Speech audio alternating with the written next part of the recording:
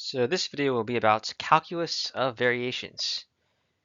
And I've never actually taken a class or a course on calculus of variations, but it's a very interesting topic that that has applications in control theory, um, statistics, finance, or any kind of optimization problems, which I really like to solve. Or that's the class of problems that are pretty interesting to me. So let's get on with the video, in which I derive the Euler-Lagrange equation. So the goal is to find the function that optimizes what is called a functional.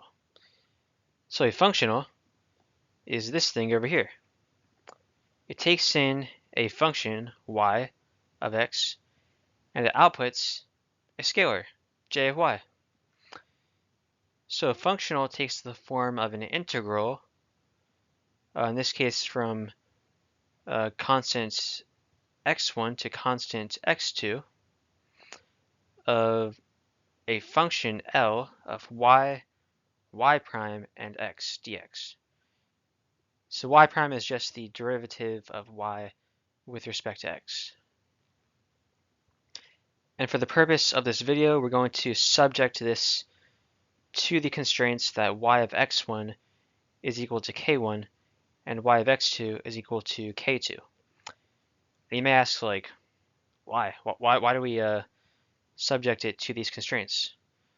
Well, it's because it helps in applying the fundamental lemma of the calculus of variations, which we will go over soon. So I assure you that after this video, this will make sense. So the goal is to find the function that optimizes what is called a functional. But how do we do this? Well, we're going to actually think of y of x as an infinite dimensional vector, like structure. So it's not exactly a vector, but it's a vector-like structure, and it's infinite dimensional. So in classical optimization, which we'll see on the next slide, so in classical optimization, we want to find the vector x that optimizes the function f of x.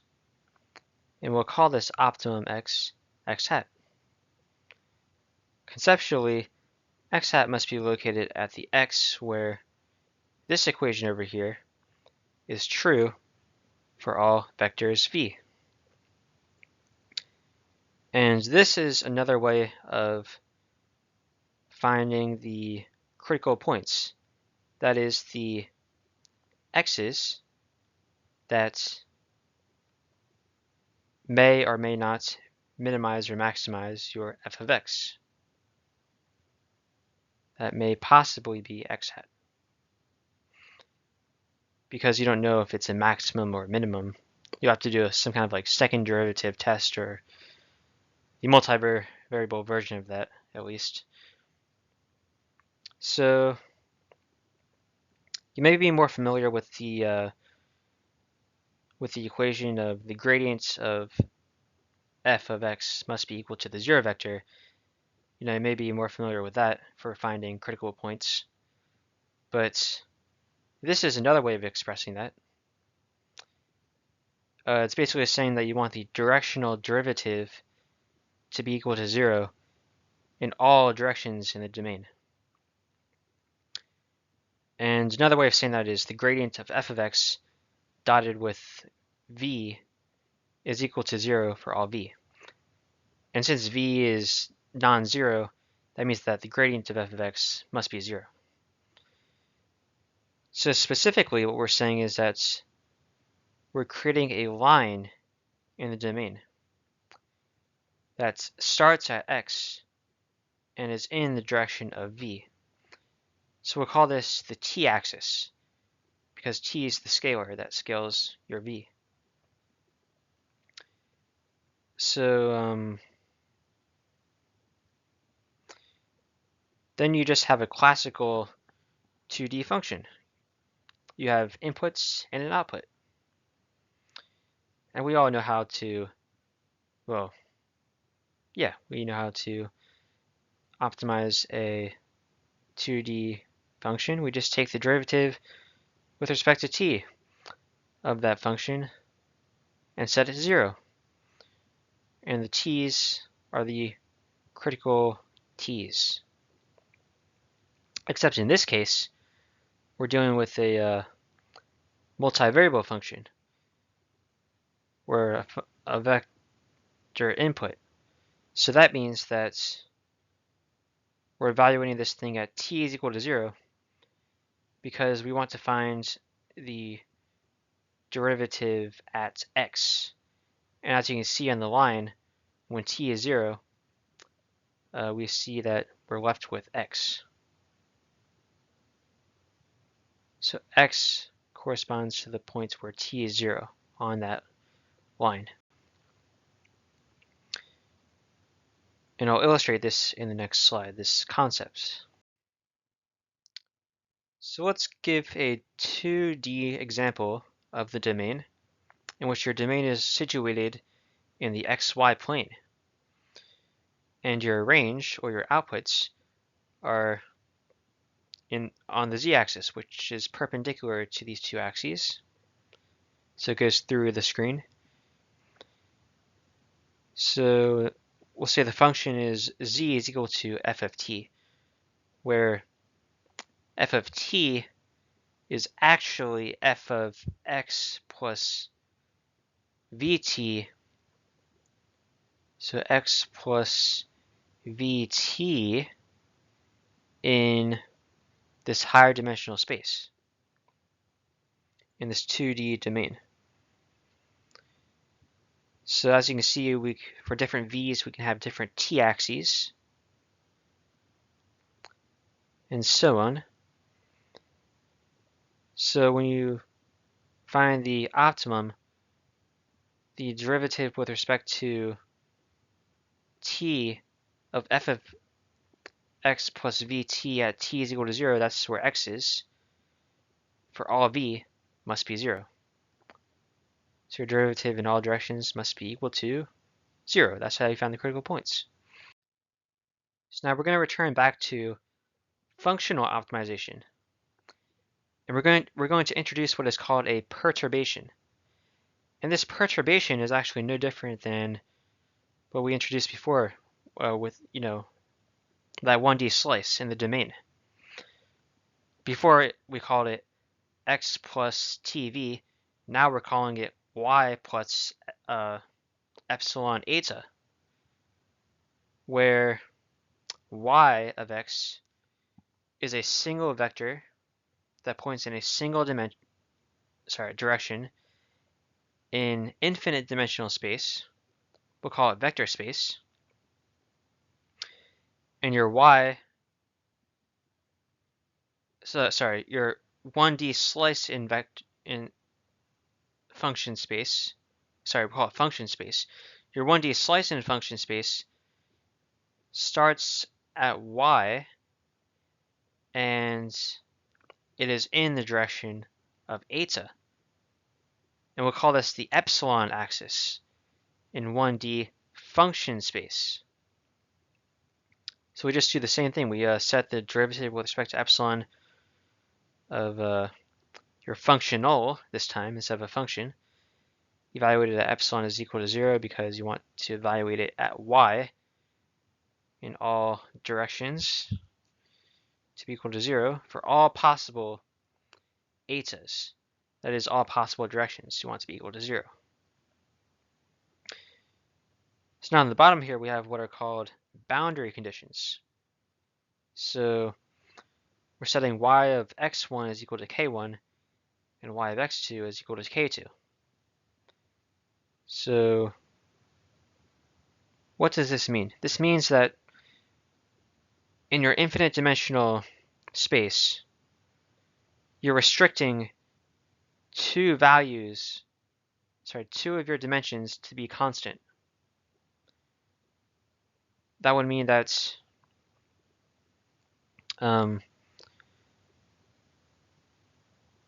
if you have it's hard to explain without a picture, but this means that eta of x1 is equal to eta of x2 which is equal to 0. Why? This is because what I was saying before, you're restricting your domain or your search, your function search. You're restricting your vectors to only those that are in a sort of slice in your domain. It's not a one-dimensional slice, it's actually an n-2 slice, n-2 dimensional slice, where n is the number of dimensions. Obviously n is infinity if we're talking about function space. But I'll illustrate what I mean on the next slide. So here's what I mean. What I mean is that if you have a three-dimensional domain where your values are located in the x, y, z plane, or hyperplane actually, and your outputs are along the w-axis, so we're working in four-dimensional space here. That would mean that if you set z is equal to k, now you're only working in a single slice, where z is equal to k, in a two-dimensional domain. And so then you can proceed to create your one-dimensional slices in your two-dimensional domain. So what we have here is a 1D slice and a 2D slice of a three-dimensional domain. So this is like what that means when we set the boundary conditions. So now we can see that the reason why eta of x1 and eta of x2 are 0 is because you want to remain in that hyperplane. It's because your y's are infinite dimensional, yes, but they're infinite dimensional minus 2 dimensions, because you're setting 2 of your dimensions to constants. So that means that you're working in an n minus 2 dimensional hyperplane, where n is the amount of dimensions you have, which is infinity. So that means that eta must also be, eta must point in a direction within that n minus 2 dimensional hyperplane. And so in order for you to stay in that hyperplane, you would have to have a vector that's whose dimensions at those indices, at those indices, you have to have it equal to 0, because you don't want your eta to be n-dimensional. You want it to be n minus 2-dimensional, and you want to stay in the hyperplane, and therefore your direction cannot go in a direction that is anywhere perpendicular to the hyperplane, because a value other than 0 would correspond to you exiting the hyperplane. So your domain is n minus 2 dimensional, and you want to stay in that n minus 2 dimensional domain. So now let's get on with simplifying this equation. So first we have the derivative with respect to epsilon of an integral. And so we can pull that derivative into the integral since you're summing, since an integral is a summation. Then we can apply the multivariable chain rule, in which we go through all possible paths to epsilon, from L to epsilon, and we add them together. Now x does not depend on epsilon. That means that the partial derivative of x with respect to epsilon must be 0, and therefore we can ignore that term.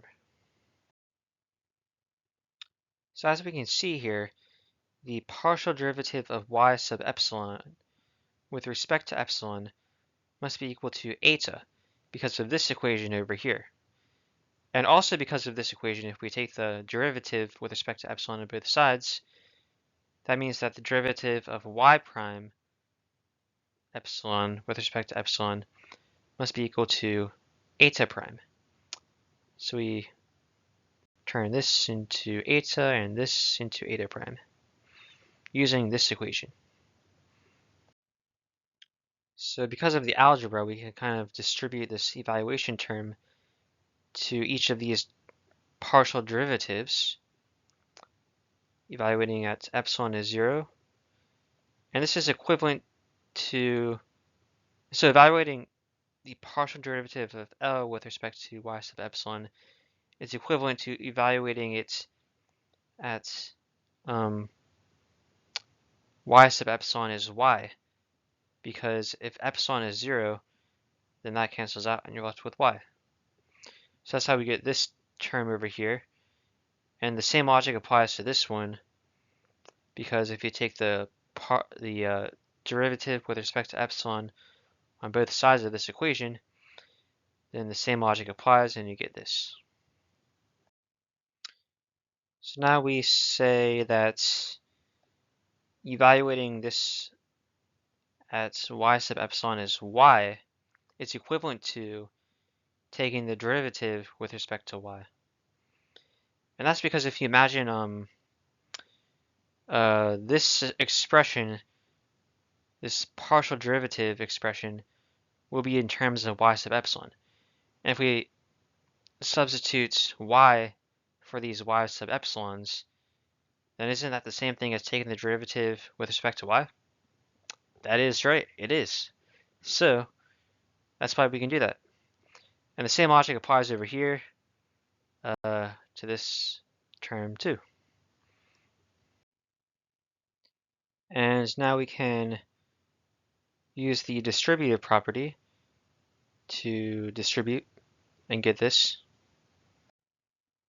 And then we apply integration by parts on this second integral term.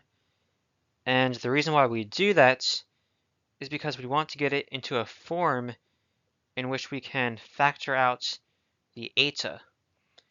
Because when you do this, the next step will actually be that this term over here cancels out to 0. And so then you're left with this term and this term. Then you can factor out the eta, and then you can apply the fundamental lemma of the calculus of variations, which you'll see soon. And like I said on the previous slide, this term cancels out to 0, and you're left with this. So then we're going to recombine the sums so that we can factor out the eta. And so that means that we have the multiplication of two quantities in the integral. And now we apply the fundamental lemma of the calculus of variations. And what that states is that if you have an integral in the form of this over here, where you can say that this is some kind of function of x, and this is your other function of x, eta, then if eta vanishes to 0 at these endpoints over here, then that means that this term, this first quantity, must be equal to 0. And so that can actually be proved, but I'm not going to prove it in this video. But if you want to take a look at the proof, then you could, there's other resources that you can look at, or I can make a video on it in the future too.